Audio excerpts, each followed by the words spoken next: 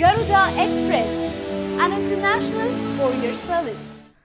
ఆంధ్రప్రదేశ్ ముఖ్యమంత్రి నారా చంద్రబాబు నాయుడు ఉచ్చులో చిక్కుకోవద్దంటూ కాపు రిజర్వేషన్ ఉద్యమ నాయకుడు ముద్రగడ పద్మనాభం రాసిన బహిరంగ లేఖపై చంద్రబాబు ఆశ్చర్యం వ్యక్తం చేశారట.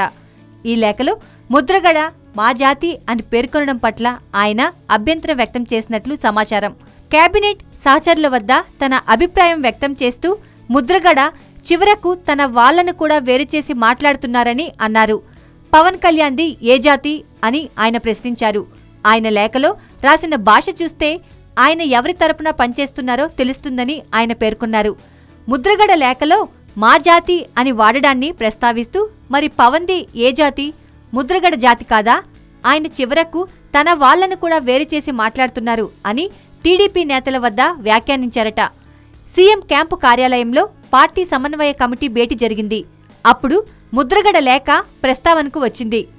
ఆయన ఏం రాస్తున్నారో, ఎవరిని ఉద్దేశించి రాస్తున్నారో మర్చిపోయినట్లుగా ఉందని సీఎం వ్యాఖ్యానించారు.